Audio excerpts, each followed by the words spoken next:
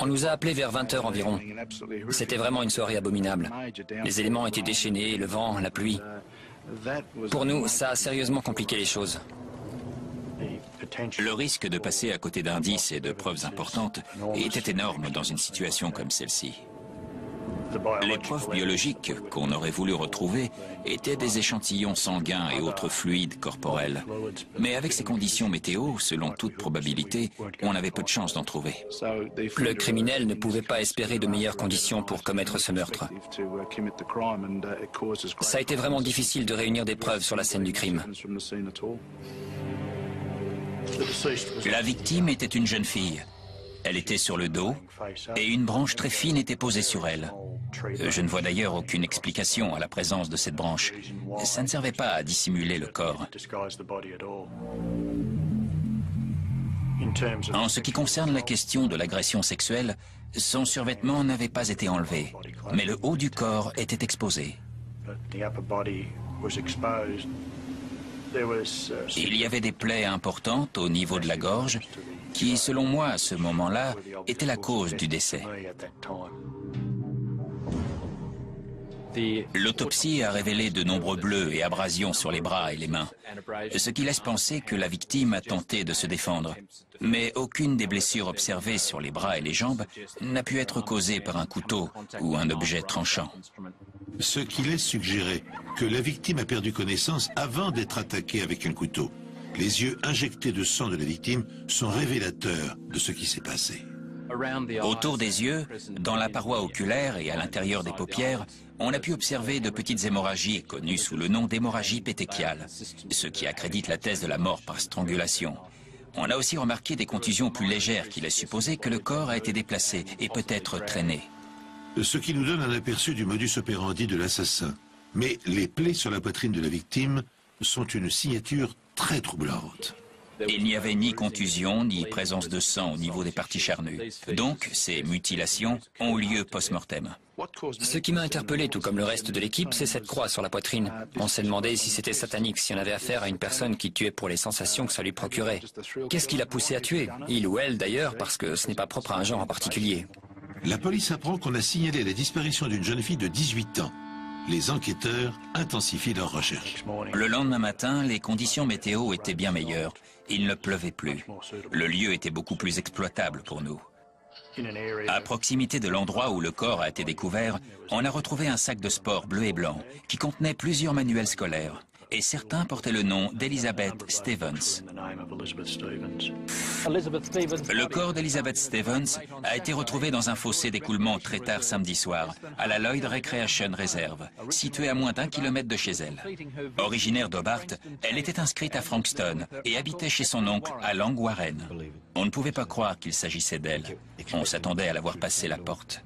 La brigade des homicides ne dispose d'aucune piste vraiment concrète et essaie toujours d'établir le mobile de ce meurtre violent. Il tente en ce moment de reconstituer l'emploi du temps d'Elizabeth Stevens.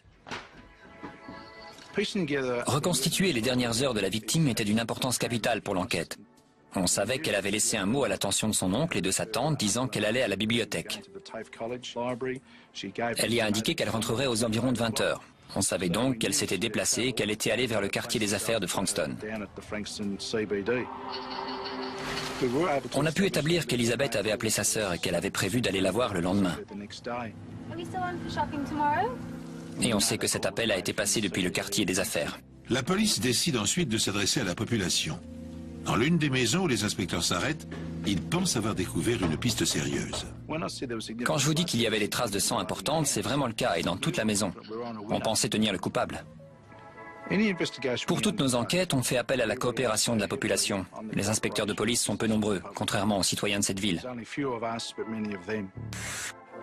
La police espère que ce mannequin, habillé des mêmes vêtements qu'Elizabeth Stevens, la nuit de sa disparition, ravivera peut-être les souvenirs de ceux qui ont croisé la route de la jeune fille ce vendredi soir. On a distribué des tracts, établi des barrages à des endroits où on a installé des mannequins habillés comme la victime, ce qui nous a permis de trouver des témoins et de reconstituer l'emploi du temps d'Elizabeth. L'un des endroits où elle s'est rendue est un restaurant qui prépare des plats à emporter en plein centre-ville. On sait aussi qu'elle est passée par le TAFE College aux alentours de 19 h ce soir-là. Ensuite, tout n'est que supposition pour savoir comment elle est allée à l'endroit où elle a été retrouvée morte. Le bus est la solution la plus logique. A-t-elle été suivie par un client du restaurant, quelqu'un du bus? Tandis que les appels à témoins saturent le central téléphonique du commissariat, Charlie Vézina et son équipe poursuivent leur enquête de voisinage à la recherche du moindre indice. Et soudain, la réaction inattendue d'un homme mobilise l'attention des policiers. Aurait-il, par hasard, débusqué l'assassin? Dans une des maisons, le propriétaire nous a violemment claqué la porte au nez.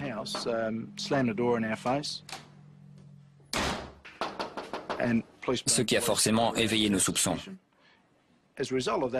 On a donc fait en sorte d'entrer dans la maison, et il y avait du sang partout. Pour nous, il s'agissait d'une scène de crime. Mais en fait, le propriétaire s'était auto-mutilé et c'est tout. Mais il nous a fallu des heures pour l'éliminer de la liste des suspects. Pour la police, c'est presque un retour à la case départ. On passe d'un état d'excitation à l'abattement. Et c'est peu de temps après qu'on a appris la disparition d'une jeune femme dans la région de Frankston. Plus d'une centaine de bénévoles ont rejoint la police qui s'est lancée à la recherche de Deborah Ann Frim. On est complètement dévastés. On a un petit garçon qui est né il y a 12 jours. On n'y arrive pas, c'est trop dur. Tous les témoignages disaient que Debbie était une mère aimante, si heureuse d'avoir son bébé. Elle adore notre bébé, et elle-même. Depuis la naissance, c'était juste fantastique. On n'aurait pas pu être plus heureux jusqu'à ce que ça nous arrive. On s'est posé la question de savoir si elle souffrait de dépression postnatale, comme elle était une jeune maman. Mais cela semble improbable, et l'hypothèse est même rejetée par l'amie venue dîner chez elle la nuit où elle a disparu.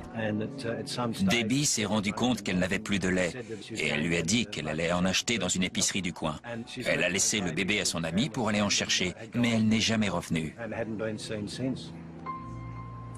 Évidemment, je me suis dit que quelque chose clochait. Comment expliquer que cette femme est disparue? Pourquoi?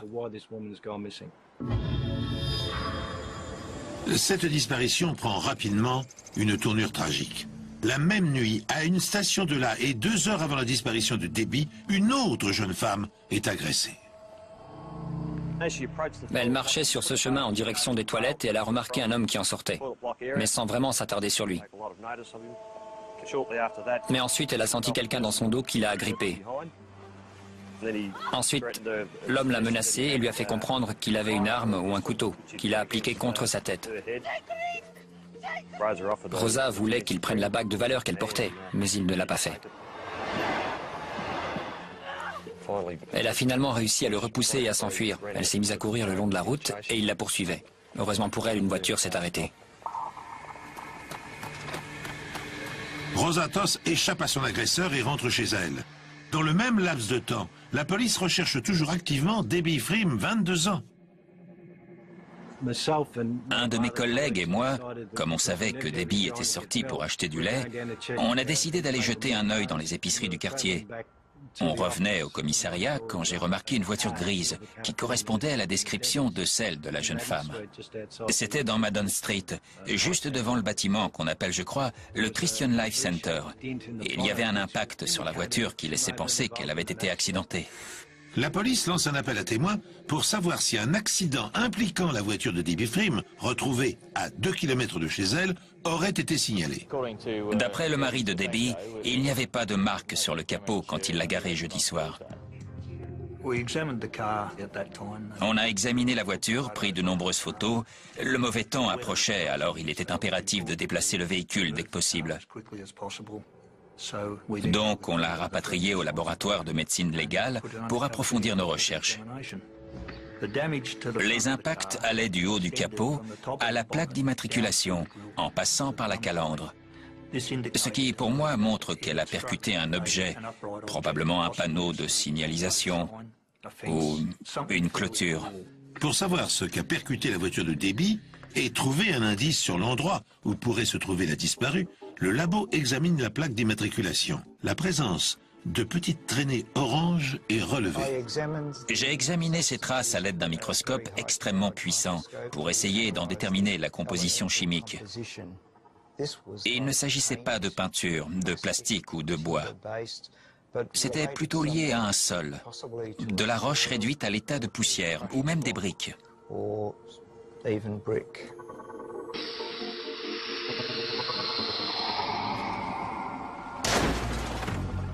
La voiture de Debbie a percuté un mur de briques. Des fragments sont restés incrustés dans le capot et la calandre. C'est l'hypothèse que retiennent les experts de la police scientifique. Pour autant, l'accident est-il survenu quand la jeune femme allait acheter son lait ou sur le chemin du retour? Comme ses courses et son portefeuille ont disparu, une autre question se pose. Était-elle au volant ou son agresseur conduisait-il la voiture à sa place? Et un détail va permettre de le déterminer. Quand j'ai examiné la voiture, j'ai remarqué que le siège conducteur était très incliné et reculé au maximum. Ça m'a laissé penser que quelqu'un plus grand que Debbie était au volant pour la garer sur Madden Street. Et j'ai trouvé des traces de sang sur des brins d'herbe sur le siège passager et d'autres traces de sang sur le siège conducteur. Ce sang est celui de Debbie Freem. Mais qui a conduit la voiture jusqu'à Madden Street? La jeune mère de famille est-elle toujours en vie? La police est arrivée à Carrum Downs, où le corps d'une jeune femme vient d'être retrouvé entre Watch Road et Thompson's Road.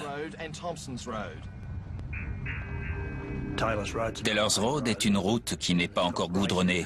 Il y a des champs de part et d'autre. Et le corps a été découvert entre des arbres et une clôture de barbelés. On a tout de suite supposé que c'était celui de Debbie Freem, disparu depuis plusieurs jours, et dont la voiture avait été retrouvée sur Madden Street, à Frankston. Les habitants à proximité de Seaford et Frankston vivent dans la terreur depuis ce second meurtre en quelques semaines. Le cadavre de Deborah Ann Freem a été découvert à proximité d'un chemin de terre à Carrum Downs, à 10 km de son domicile. Malheureusement, aucun indice sur la scène de crime n'est venu nous éclairer sur l'identité du meurtrier. On était toujours dans le flou le plus total à ce stade de l'enquête. Mais si la police ne relève aucun indice sur le tueur, il a pourtant laissé des signes révélateurs sur son passage. Des signes qui le relient au meurtre d'Elizabeth Stevens, dont le corps a été découvert un mois plus tôt. Le corps de la victime était recouvert de branches.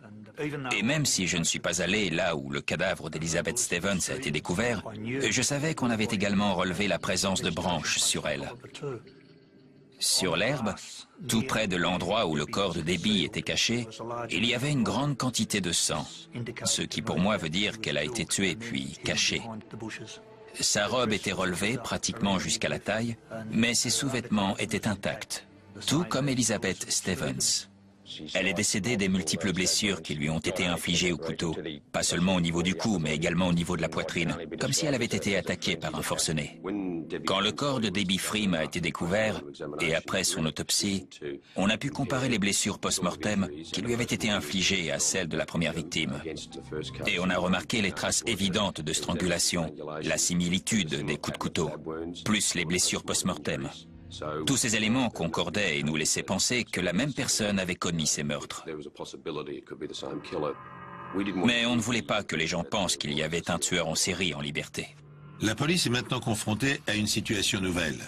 2 autres jeunes femmes ont été tuées durant les 3 dernières années dans cette région. Le corps de Michelle Brown, 25 ans, a été découvert en mars l'année dernière. Et Sarah McDiarmid a été enlevée à la gare de Kananook en 1990. Elle n'a jamais été retrouvée. L'hypothèse d'un tueur en série est inévitable. Si un tueur en série est en liberté, c'est dans ce genre d'endroit qu'il repère ses proies. Un endroit où passent de nombreuses jeunes femmes et mères de famille qui pensaient circuler en toute sécurité. Mais ce n'est plus le cas. Mon mari ne me laisse plus sortir le soir, sauf si j'ai un de mes chiens avec moi. On n'est plus en sécurité maintenant. Je sors avec mon mari. Si je suis juste avec une amie, je ne me sens pas en sécurité. Vos amis habitent en haut de la rue, mais vous avez peur d'aller les voir. C'est les méchants qui font la loi, ça vous met en rage. Je vais souvent en boîte, mais les filles ne viennent plus souvent. C'est trop dangereux pour elles de sortir le soir. La police met tout en œuvre pour retrouver cet assassin qui pourrait bien être un tueur en série. Il est évident que beaucoup de gens à Frankston avaient trop peur pour sortir le soir. On s'attendait tous à ce qu'il y ait d'autres victimes. Pour le meurtrier, tuer était devenu un besoin. La priorité était d'attraper le tueur. Pour ça, il fallait utiliser les médias et diffuser le plus grand nombre possible de photos d'Elizabeth et Debbie. Et communiquer les informations sur la voiture qu'elle conduisait, sur tout ce qui pourrait mener à l'assassin. Beaucoup de gens se sont manifestés pour apporter leur aide, grâce à l'action des médias. Des témoins ont déclaré avoir vu un homme de grande taille retourner à la voiture alors qu'elle était déjà garée sur Madden Street. Il aurait pris des choses à l'intérieur. Selon d'autres déclarations, Debbie aurait été vue dans sa voiture avec un homme et au volant dans les rues de Frankston où elle conduisait de façon saccadée. Elle aurait tenté de faire des appels de phare, ce qui a conduit les enquêteurs à penser qu'elle avait été enlevée. On pense que le suspect est ensuite retourné en voiture jusqu'à Madden Street. Et surtout, on a acquis la certitude qu'il habitait les environs. Avec l'objectif de trouver le meurtrier ou un suspect, on a fait appel à un profiler. On m'a demandé d'étudier ces deux affaires d'homicide pour voir si je pourrais établir des rapprochements concernant ces meurtres qui conduiraient à l'hypothèse d'un tueur unique. On a remarqué que les tueurs en série commençaient à tuer entre 18 et 24 ans. Ce genre d'individu vit dans un univers de fantasmes. Et ils éprouvent énormément de plaisir en prenant le temps de choisir leurs victimes, la façon dont ils vont procéder pour les tuer, et en imaginant quelles sensations ça va leur procurer. Si vous passez la plupart de votre temps à fantasmer, difficile d'exercer une activité professionnelle avec des responsabilités. Pour moi, il y avait suffisamment d'éléments prouvant que le tueur habitait forcément la région. Il n'allait pas commettre un meurtre dans un endroit complètement inconnu, parce que ce serait plus risqué. C'est pour cette raison qu'il devait être des environs. Il n'attirait pas l'attention. Les conditions étaient idéales pour lui. En tenant compte des analyses du profiler, la police de Frankston délimite rapidement un périmètre d'investigation. C'est là, pense-t-il, que le tueur doit se terrer. Tandis que chaque maison est passée au peigne fin et que leurs occupants sont minutieusement interrogés, un nouveau drame frappe de plein fouet la communauté. Une autre jeune fille a disparu. En moins de 8 semaines, 2 jeunes femmes sont assassinées. 2 meurtres violents et très semblables. La police ne dispose que de peu d'indices, mais n'hésite pas à déployer des forces supplémentaires pour prévenir les habitants du danger, tout particulièrement la nuit. Mais on apprend soudain la disparition d'une lycéenne de 17 ans, Nathalie Russell. D'habitude, Nathalie va au lycée à vélo. Mais comme il pleuvait, j'ai décidé de l'accompagner. Je l'ai déposée en lui disant, comme souvent, « Appelle-moi si tu veux que je vienne te chercher ». Elle n'a pas appelé. Alors j'ai pensé qu'elle était allée en ville, ce qu'elle faisait souvent. Mais quand le bus est arrivé à 18h15, Nathalie n'était pas dedans. J'ai commencé à m'inquiéter. Le bus suivant est arrivé un peu après 19h et quand j'ai vu qu'elle n'en descendait pas non plus, j'ai dit à Brian, « Il se passe quelque chose ». Je me suis présenté chez monsieur et madame Russell. Je me souviens que madame Russell était très nerveuse. Elle se tordait les mains. Je pense qu'elle se disait que quelque chose de terrible avait dû arriver. C'est d'ailleurs ce qu'on s'est tous dit cette nuit-là. On avait une photo de la jeune fille. On a aussi pris la description des vêtements qu'elle portait ce jour-là et on a noté sa taille et la couleur de ses cheveux. Et on a tout de suite demandé aux parents s'il avait appelé une amie, quelqu'un. Mais personne ne l'avait vue depuis la fin des cours. Pour se rendre au lycée, Nathalie a le choix entre la route classique et une piste cyclable enclavée entre 2 terrains de golf. C'est en fait un raccourci que prennent souvent les élèves pour rentrer chez eux. Et c'est l'endroit logique pour commencer les recherches. On est arrivé à un endroit où il y avait un énorme trou dans le grillage, juste à côté d'un poteau métallique. La première chose que j'ai remarqué, c'est qu'il y avait des empreintes laissées dans le sang sur ce poteau. Et en avançant vers les buissons, j'ai vu un sac de cours identique à celui que tous les lycéens portent. Et quand j'ai regardé de l'autre côté, j'ai vu des collants et l'uniforme du lycée. Et tout le monde s'est tout de suite dit qu'il s'agissait de Nathalie. J'ai demandé s'il s'agissait d'une jeune fille. On m'a répondu oui. J'ai demandé si elle portait un uniforme. On m'a encore dit oui. J'ai dit celui du John Paul College. Encore un oui. Et là, je leur ai dit, ça ne peut pas être Nathalie. Elle est forte. Elle ne se serait pas laissée faire. Elle n'aurait laissé personne lui faire du mal. Ce que je peux dire pour avoir été sur la scène du crime, c'est que Nathalie s'est beaucoup débattue. Elle a vraiment essayé de repousser son agresseur. Toute l'herbe était quasiment arrachée à l'endroit où elle a été retrouvée. Elle a certainement tout tenté. Malheureusement, il était plus fort qu'elle. Le corps de Nathalie Russell, une lycéenne de 17 ans, a été découvert à 21 h la nuit dernière, un peu plus de 2 heures après le début des recherches intensives menées par la police dans la région. Ce meurtre survient après celui de Deborah Frim, il y a 3 semaines, et celui d'Elizabeth Stevens, le 12 juin. Les enquêteurs confirment qu'elle est décédée des multiples coups de couteau portés à la poitrine et cherchent actuellement à mettre en évidence des points communs entre les meurtres. Comme pour les 2 autres victimes, on a remarqué des ressemblances évidentes. Mais dans ce cas-là, la différence la plus marquante, c'est que l'assassin a pris plus de risques. Et il avait clairement décidé de ne pas attendre la nuit pour frapper. Le fait d'avoir fait un trou dans la clôture lui permettait facilement de sauter sur n'importe quelle personne passant par là pour l'attirer de l'autre côté, sans oublier le chemin qu'il a utilisé. C'est vraiment très osé d'agir comme ça. Dès le lendemain matin, les experts de la police scientifique ratissent la scène de crime à la recherche du moindre indice. Le tueur en série a-t-il cette fois commis une erreur? Les policiers vont-ils parvenir à exploiter une marque, une indication, un résidu? Vont-ils enfin retrouver sa trace, l'identifier et mettre un terme à l'hécatombe?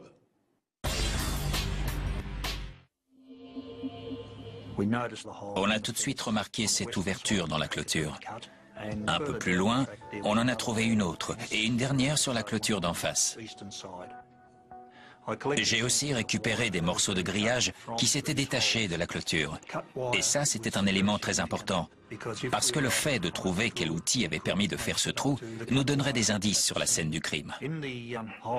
Pour ce qui est du trou situé au nord du chemin, on a trouvé une grande quantité de sang sur un des poteaux.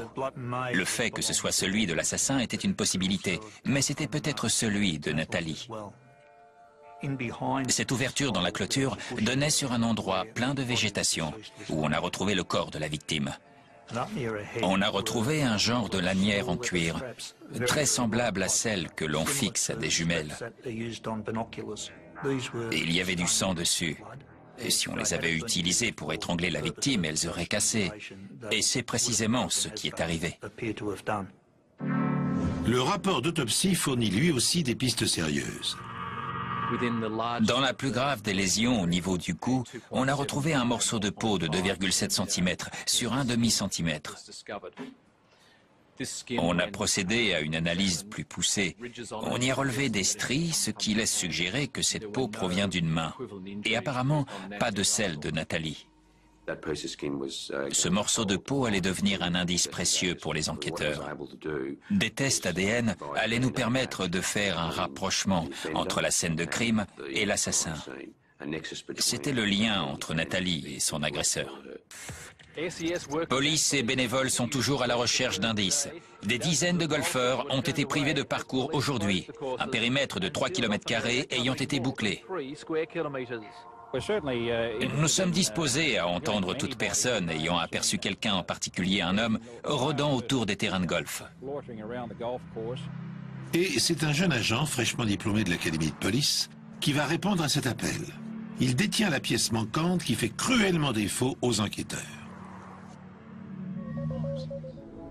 D'après le profiler, le tueur aurait entre 18 et 24 ans, serait sans emploi et habiterait les environs. La police se lance dans une opération de porte-à-porte dans un quartier ciblé, celui où l'assassin résiderait. Plus de 150 inspecteurs de tous les services de police confondus sont mobilisés dans la région de Frankston pour le début de l'opération baptisée Pulsar. L'inspecteur Wilson va bientôt découvrir une piste intéressante. 2 jeunes agents de police ont fait leur rapport et signalé un incident pour lequel on leur avait demandé de se déplacer la veille, le jour où Nathalie Russell avait disparu. On nous a demandé d'aller à Sky Road, dans la localité de Frankston, où un véhicule suspect avait été signalé. C'était une Toyota Corolla jaune. La voiture est garée face à la piste cyclable qu'utilisent tous les lycéens, y compris Nathalie. C'est une employée de la poste qui l'a signalée à la police.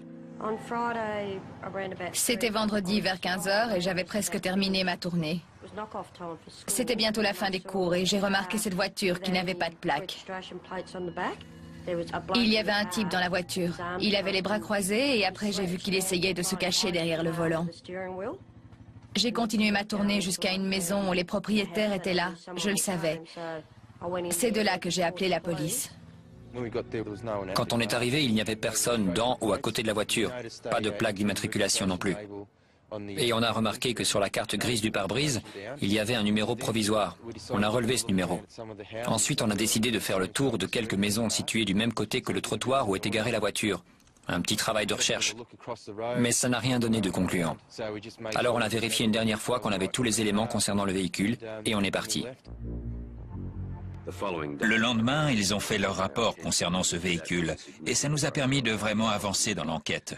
Ça m'a donné confiance pour 2 raisons. Cette personne était sur les lieux quand le meurtre s'est produit. Donc, on était en présence soit d'un témoin capital, soit d'un suspect très sérieux. La voiture est immatriculée au nom de Paul Charles Denyer. Denyer habite au cœur de la zone ciblée par la police et par le profiler. Le cauchemar qui hante les habitants de Frankston est-il sur le point de s'achever? L'assassin va-t-il être identifié? Les chances sont minces, car au premier abord, Denyer n'a pas le profil d'un tueur en série. On a frappé à sa porte et Paul nous a invités à entrer. Il semblait plutôt détendu.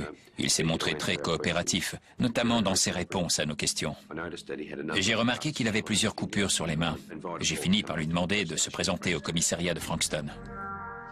Vous n'êtes pas tenu de dire ou faire quoi que ce soit, mais ce que vous direz ou ferez pourrait être retenu contre vous. Vous comprenez? Oui. Âge et lieu de naissance? J'ai 21 ans, je suis né le 14 avril 1972. Vous êtes citoyen australien? Oui. Une activité salariée? Non, sans emploi en ce moment. Ce qu'on aimerait maintenant, Paul, c'est que vous nous disiez ce que vous avez fait depuis hier matin pour commencer. Je me suis levé vers 7h30, 8h moins 20, 7h30 ou 8h moins 20. Pendant l'interrogatoire, Paul Denyer s'est montré très cohérent par rapport aux réponses qu'il nous avait déjà données chez lui. Et en redescendant Caringle Drive, j'ai remarqué que la voiture chauffait vraiment. C'est pour ça que je me suis arrêté à Sky Road. Et juste à côté, c'est là qu'il y a un terrain de golf. Je me suis arrêté pour regarder sous le capot de la voiture et j'ai vu que quelque chose s'était desserré. Cet après-midi, chez vous, j'ai remarqué que vous aviez des coupures sur les mains. Pourriez-vous les poser à plat sur ce bureau, s'il vous plaît? C'est une longue estafilade ici. Vous pouvez nous dire comment et quand c'est arrivé? Hier, en regardant la voiture. Et comment exactement? Le ventilateur tourne dans ce sens. Moi, je me tenais devant la voiture avec ce ventilo qui tourne. Et là, il y a l'alternateur. Et en dessous, il y a des câbles sous le radiateur. Et il y avait un câble sur le dessus que j'avais installé pour un phare. Et c'est sûrement quand je m'en suis approché que le ventilateur m'a touché. Mais pourquoi avoir laissé le contact pour vous occuper du radiateur? Je ne suis pas très doué, en fait. Pendant que Paul Denyer détaille son emploi du temps, son appartement est fouillé. Je me suis rendu chez lui et j'ai participé à l'ensemble de l'opération. Demande de mandat, fouille des lieux et découverte des preuves. Les enquêteurs mettent la main sur des couteaux et plusieurs vêtements suspects. Dans la voiture, ils trouvent une paire de jumelles sans lanière et parmi ces nombreux outils, des pinces. Ça a forcément renforcé nos convictions. Rien à voir avec l'impression qu'on avait eue quand ce type nous avait claqué la porte au nez. Cette fois-ci, on savait qu'on était en présence d'un vrai suspect. Pour en avoir une confirmation scientifique, les pinces sont déposées au laboratoire médico-légal. Elles sont utilisées pour couper du fil de fer barbelé. Chaque paire de pinces laisse une marque bien distincte lorsqu'elle est utilisée pour couper, comparable aux empreintes digitales chez l'homme. Toute trace d'usure, toute imperfection sur les lames se reporte sur le fil qu'elle coupe. Ces tests en laboratoire sous microscope révèlent que les marques laissées sur le fil de fer barbelé sont identiques à celles de la clôture sur la scène de crime. Savez-vous qu'une jeune fille a été assassinée à Frankston? Oui. On est samedi aujourd'hui. Quand l'avez-vous appris? J'ai vu des voitures de police arriver ce matin quand j'arrivais sur Sky Road. Il y avait des bénévoles aussi. Pardon, vous avez vu les bénévoles et tout le reste sur Sky Road? Oui. Ils avaient mis des bandes blanches pour barrer la route. Je vous ai vu, vous. Quoi, moi? Oui, vous. Avec un autre type. Et que faisiez-vous à ce moment-là? Où alliez-vous ou que faisiez-vous? À chaque fois, il semblait capable de fournir une bonne réponse. Ce qu'il était en train de faire, où il était, ce qui a forcément éveillé nos soupçons, parce que personne ne se souvient jamais de tout dans les moindres détails. Plus déroutant encore, Paul Dennière semble se rappeler de chaque minute de son emploi du temps le jour des meurtres d'Elizabeth, Debbie et Nathalie. Hier, votre voiture était garée en face de l'endroit où le corps de Nathalie Russell a été retrouvé. La nuit où Debbie Freeman a disparu, vous vous rendiez à la gare de Kananook. Vous avez raté votre train et avez fait demi-tour. Et la nuit où Elizabeth Stevens a disparu, vous étiez à proximité de Lloyd Park, où vous deviez récupérer une batterie. Pour vous, il ne s'agirait que de coïncidence? Oui, c'est le cas. À chaque fois? Oui.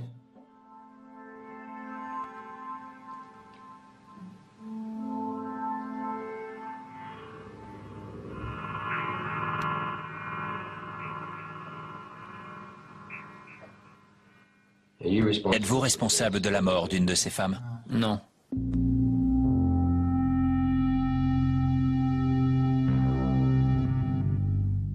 Tout au long de son interrogatoire, Paul Dennière fait preuve d'un sang-froid étonnant.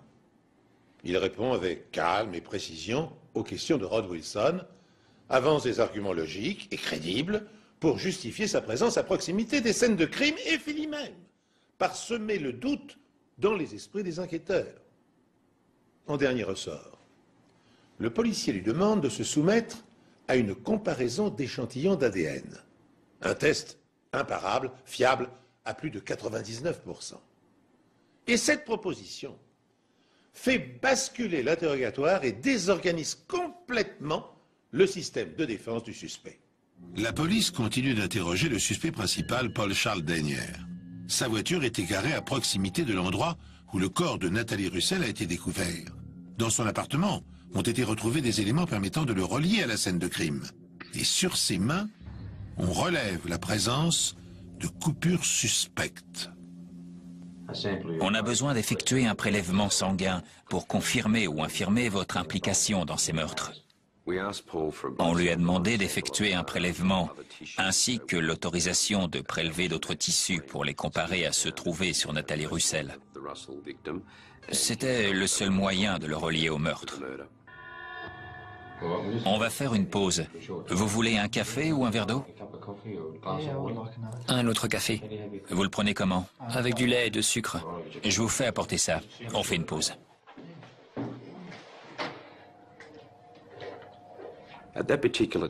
À ce moment précis, il a commencé à prendre conscience qu'il allait devoir se soumettre à des examens sanguins et que les tests ADN pouvaient le relier aux scènes de crime.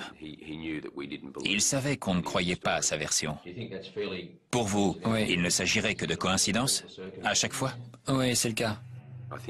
Je pense qu'il savait que c'était fini. Et pendant que nous attendions que nos experts du laboratoire médico-légal interviennent pour les prélèvements, l'inspecteur Darren O'Lachlan est resté avec Paul Denyer. Darren portait une croix autour du cou et Paul lui a demandé s'il était croyant. Et la conversation s'est engagée sur ce thème. Vous avez parlé à l'inspecteur O'Lachlan et vous lui avez dit que vous étiez responsable des meurtres de 3 femmes. Est-ce exact? Pourriez-vous nous expliquer avec vos mots à vous ce qui s'est passé concernant la mort d'Elizabeth Stevens à Langwarren? Je l'ai vu descendre du bus.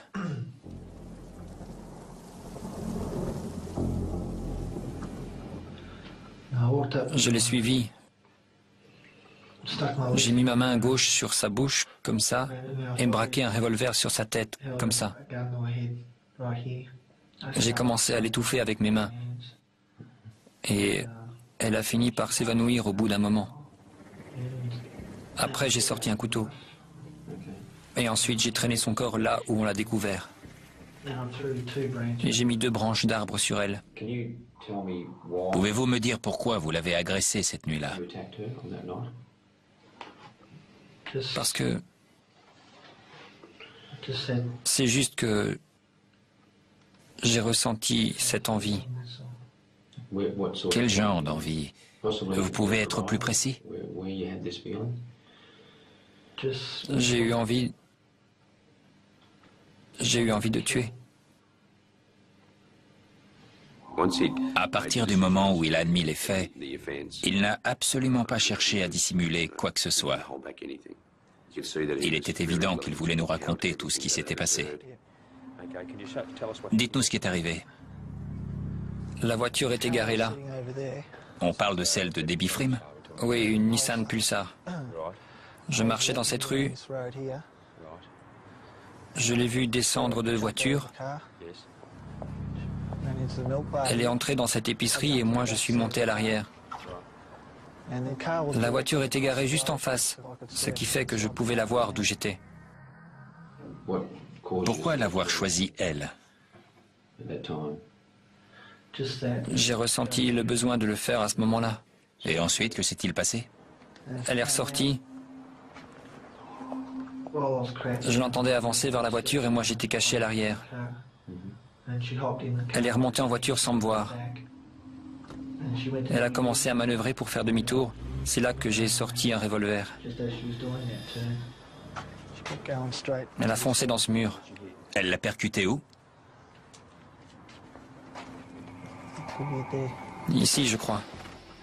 D'où l'impact sur le capot. Et après, vous avez pris la direction de Kananook Avenue? Il était complètement détaché de tout ça, comme si cela n'était jamais arrivé. Il racontait les choses avec beaucoup de froideur. Il conduit Debbie vers Taylor Road. Il tente d'abord de l'étrangler avant de la poignarder, tout comme Elizabeth Stevens. J'ai traîné son corps sur 1 mètre environ vers les arbres et je l'ai laissé contre la clôture où on l'a retrouvé. Après, j'ai cassé 2 branches de l'arbre le plus proche et je les ai posées sur elle. Je suis remonté en voiture, j'ai réglé le siège parce qu'elle était beaucoup plus petite que moi et j'ai pris la direction de Madden Street. Pourquoi Madden Street? Ni trop près ni trop loin de chez moi. Le lendemain, plusieurs témoins décrivent un homme ressemblant à Paul Denyer qui serait retourné à la voiture de Debbie pour récupérer ses courses et son portefeuille. Je voulais connaître son nom et voir ce que contenait son portefeuille. Je l'ai enterré sur le terrain de golf. Vous pouvez nous montrer où exactement? Oui, avec précision. Comment allez-vous le retrouver? Je le retrouverai. Vous nous avez conduits jusqu'ici, jusqu'à l'ouverture faite dans le grillage. Et c'est donc par là que vous avez enterré le portefeuille? Il creusait avec un peu d'acharnement, et on avait presque envie de lui dire de ne plus rien faire, que de toute façon on allait le retrouver. Mais il ne pouvait pas s'en empêcher. Comme pour nous prouver qu'il disait vrai, il avait peur qu'on ne le croie pas.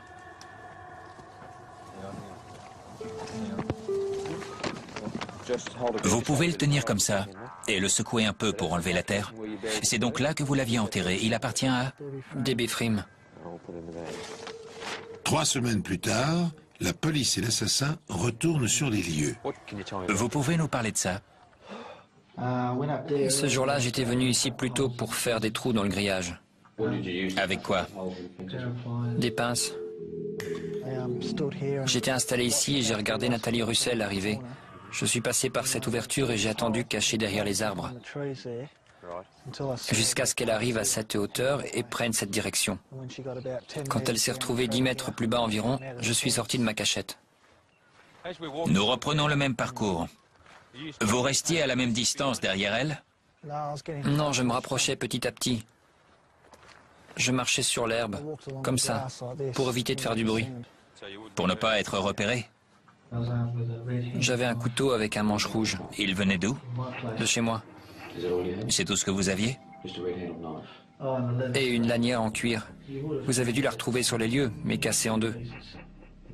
Utilisée pour? Pour l'étrangler. Elle venait d'où? D'une paire de jumelles. C'est là que je l'ai attaqué. J'ai mis ma main sur sa bouche, ma main gauche, comme ça. Et je l'ai emmené ici. Il n'éprouve absolument aucun remords pour ce qu'il a fait.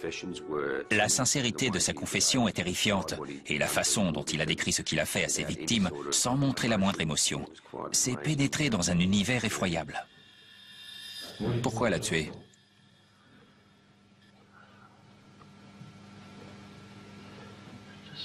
Pour la même raison qu'avant. En fait, j'ai toujours eu envie de tuer. Depuis quand? Depuis que j'ai 14 ans environ. Paul Denyer reconnaît avoir assassiné 3 jeunes femmes et décrit les meurtres sans la moindre émotion. Mais il admet également avoir agressé Rosa Toss la nuit où il a tué Debbie Frim.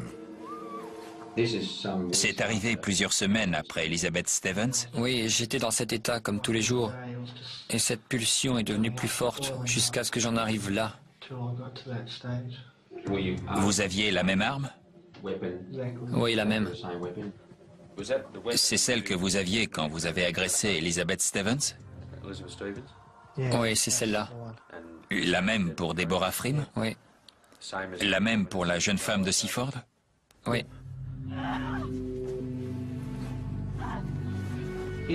Si cette femme ne s'était pas enfuie, qu'auriez-vous fait? Je l'aurais tuée. Rosa n'est pas la seule à avoir échappé au tueur. Ça fait plusieurs années que je repère des femmes comme ça, à Frankston. J'attendais juste l'opportunité de passer à l'acte, le bon moment.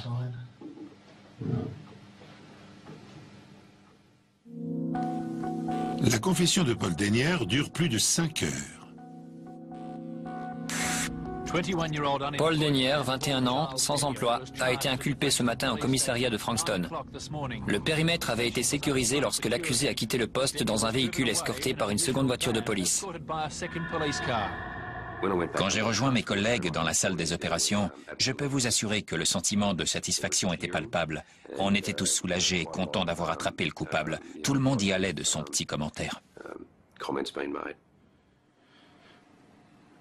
Ça tient à l'implication de chacun, au temps consacré à l'enquête, aux malheureuses victimes.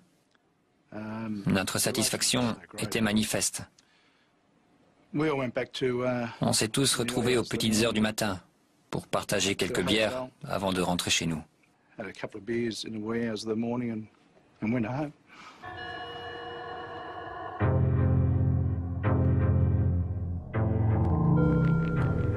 Quand tout a été terminé, il s'est levé, il s'est avancé vers moi, il est resté devant moi et il a juste dit « Je suis désolé ».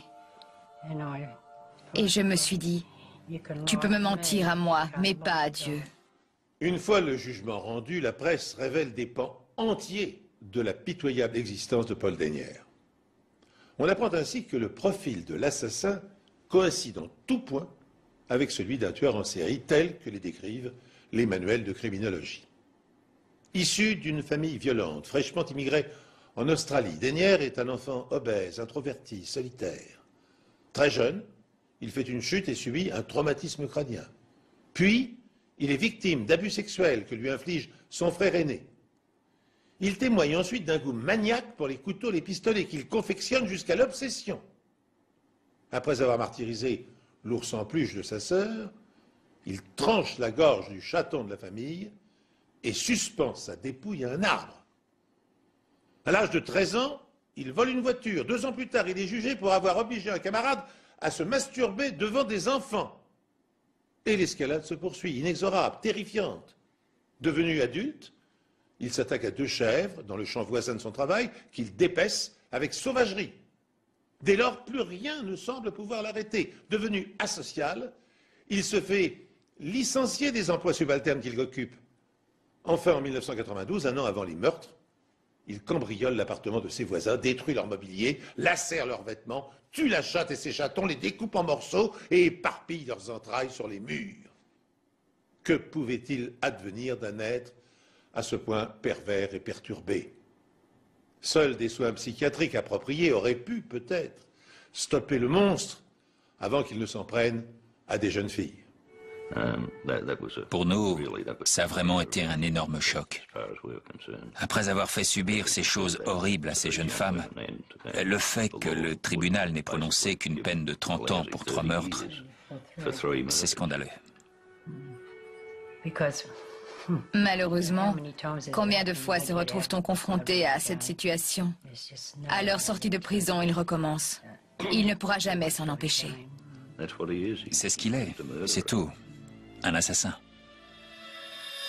Le 20 décembre 1993, pour avoir assassiné 3 femmes et en avoir agressé une autre, Paul Dennière est condamné 3 fois à la prison à vie sans possibilité de libération conditionnelle.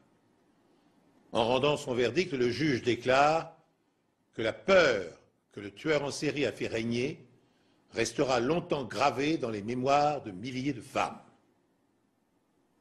Pourtant, 6 mois plus tard, Dennière fait appel du jugement et voit sa peine ramenée à 30 ans de réclusion incompressible. Bien que cette sentence soit la plus sévère jamais prononcée en Australie, les familles des victimes se sentent trahies par la décision de la Cour suprême. En 2023, Paul Dennière recouvrira sa liberté. Il sera alors âgé de 51 ans. À l'heure où je vous parle, eh bien, je pense avec compassion aux habitants de la ville australienne dans laquelle il aura la mauvaise idée d'aller s'installer.